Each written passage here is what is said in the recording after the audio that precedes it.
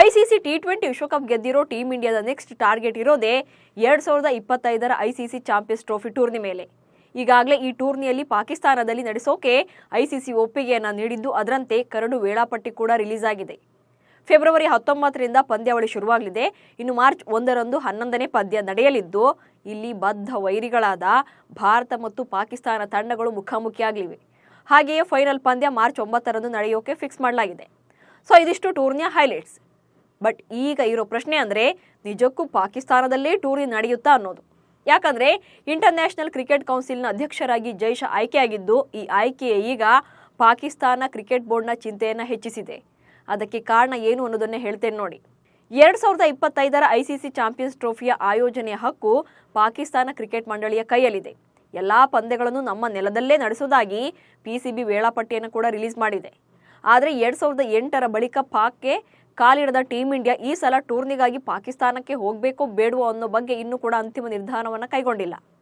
BCCI ಮೂಲಗಳ ಪ್ರಕಾರ ಭದ್ರತೆಯ ಕಾರಣ ನೀಡಿ ಭಾರತ ತಂಡವು ಹಿಂದೆ ಸರಿಯೋ ಸಾಧ್ಯತೆ ಇದೆ.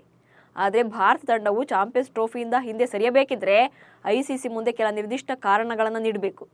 ಕಹಾನಿ ಮೇ ಟ್ವಿಸ್ಟ್ ಅಂದರೆ, ಐಸಿಸಿ ಅಧ್ಯಕ್ಷ ಸ್ಥಾನದಲ್ಲಿ ಭಾರತೀಯರಾದ ಜೈ ಶಾ ಅವರೇ ಬಂದು ಕೂತಿದ್ದಾರೆ. ಇದರಿಂದ ಬಿಸಿಸಿಐ ಹಾದಿ ಮತ್ತಷ್ಟು ಸುಗಮವಾಗಲಿದೆ. ಹೀಗಾಗಿ ಚಾಂಪಿಯನ್ಸ್ ಟ್ರೋಫಿ ಆತಿಥ್ಯದ ಹಕ್ಕು ಕೈತಪ್ಪುವ ಭೀತಿ ಪಾಕ್ ಕ್ರಿಕೆಟ್ ಬೋರ್ಡ್ಗೆ ಎದುರಾಗಿದೆ. ಪಾಕಿಸ್ತಾನದಲ್ಲಿ ಚಾಂಪಿಯನ್ಸ್ ಟ್ರೋಫಿ ನಡೆದರೆ ಸುರಕ್ಷತೆಯ ದೃಷ್ಟಿಯಿಂದ ಭಾರತ ತಂಡ ಪಾಲ್ಗೊಳ್ಳೋದಿಲ್ಲ ಎಂಬ ವಾದವನ್ನು ಬಿಸಿಸಿಐ ಮಂಡಿಸಬಹುದು. ಇದಕ್ಕೆ ಪರ್ಯಾಯ ಮಾರ್ಗಗಳನ್ನು ಕೂಡ ಕಂಡುಕೊಳ್ಳೋಕೆ ಐಸಿಸಿ ಮುಂದಾಗಲಿದೆ. ಇಲ್ಲಿ ಐಸಿಸಿ ಭಾರತಕ್ಕೆ ಹೈಬ್ರಿಡ್ ಮಾದರಿಯ ಆಯ್ಕೆ ನೀಡೋ ಸಾಧ್ಯತೆ ಇದೆ. ಹೈಬ್ರಿಡ್ ಮಾದರಿಯಲ್ಲಿ ಚಾಂಪಿಯನ್ಸ್ ಟ್ರೋಫಿ ಟೂರ್ನಿ ನಡೆದರೆ ಬಹುತೇಕ ಪಂದ್ಯಗಳು ಪಾಕಿಸ್ತಾನದಲ್ಲೇ ನಡೆಯುತ್ತವೆ. ಆದರೆ ಭಾರತದ ಪಂದ್ಯಗಳನ್ನು ಮಾತ್ರ ಬೇರೆ ದೇಶಗಳಲ್ಲಿ ಆಯೋಜನೆ ಮಾಡಲಾಗುತ್ತೆ. ಇಲ್ಲಿ ಟೀಮ್ ಇಂಡಿಯಾದ ಪಂದ್ಯಗಳು ಶ್ರೀಲಂಕಾ ಅಥವಾ ಯುಎಇನಲ್ಲಿ ಆಯೋಜನೆಗೊಳ್ಳಬಹುದು. ಭಾರತವು ಹೈಬ್ರಿಡ್ ಮಾದರಿಯಲ್ಲಿ ಟೂರ್ನಿ ಆಯೋಜಿಸಲು ಮನವಿ ಮಾಡಿದರೆ ಪಾಕಿಸ್ತಾನ ಕ್ರಿಕೆಟ್ ಮಂಡಳಿ ಕೂಡ ಒಪ್ಪಲೇಬೇಕಾದ ಅನಿವಾರ್ಯತೆ ಇದೆ. ಇಲ್ಲದೇ ಇದ್ರೆ ಇಡೀ ಟೂರ್ನಿಯು ಕೈತಪ್ಪೋ ಸಾಧ್ಯತೆ ಇದೆ. ಹೀಗಾಗಿ ಬಿಸಿಸಿಐ ಮನವಿಗೆ ಪಿಸಿಬಿ ಮಣಿಯಲೇಬೇಕಾದ ಒತ್ತಡದಲ್ಲಿದೆ.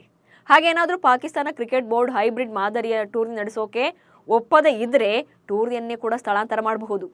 ಇಂತಹ ಮಹತ್ವದ ನಿರ್ಧಾರ ತೆಗೆದುಕೊಳ್ಳೋದು ಐಸಿಸಿ ಚೇರ್ಮನ್ ಕಮಿಟಿ. ಇಂಥ ಐಸಿಸಿ ಅಧ್ಯಕ್ಷ ಪಟ್ಟಕ್ಕೆ ಜೈ ಶಾ ಬಂದು ಕೂತಿರೋದೇ ಪಾಕ್ ನಿದ್ದೆಗೆಡಿಸಿದೆ. 2025ರ ಚಾಂಪಿಯನ್ಸ್ ಟ್ರೋಫಿ ಪಂದ್ಯಾವಳಿಯಲ್ಲಿ 8 ತಂಡಗಳು ಪ್ರತಿಷ್ಠಿತ ಪ್ರಶಸ್ತಿಗಾಗಿ ಸೆಣಸಾಟ ನಡೆಸಲಿವೆ. Afghanistan, Australia, Bangladesh, England, Bharat, New Zealand, Pakistan ಮತ್ತು ದಕ್ಷಿಣ ಆಫ್ರಿಕಾ ತಂಡಗಳು ಚಾಂಪಿಯನ್ಸ್ ಟ್ರೋಫಿ ಗೆಲುವಿಗೆ ಕಾದಾಟ ನಡೆಸಲಿವೆ. 8 ತಂಡಗಳ ಪಂದ್ಯಗಳನ್ನು ಕರಾಚಿ, ರಾವಲ್ಪಿಂಡಿ ಮತ್ತು ಲಾಹೋರ್ನಲ್ಲಿ ಆಯೋಜನೆ ಮಾಡಲಾಗುತ್ತೆ. ಭಾರತದ ಪಂದ್ಯಗಳನ್ನು ಲಾಹೋರ್ನಲ್ಲಿ ನಡೆಸೋದಾಗಿ ಪಾಕಿಸ್ತಾನ ಹೇಳಿದೆ.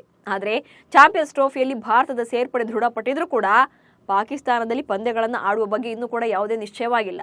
ಹೀಗಿರುವಾಗಲೇ ಚಾಂಪಿಯನ್ಸ್ ಟ್ರೋಫಿಯ ಭವಿಷ್ಯ ಜೈ ಶಾ ಅವರ ಅಂಗಳದಲ್ಲಿದೆ.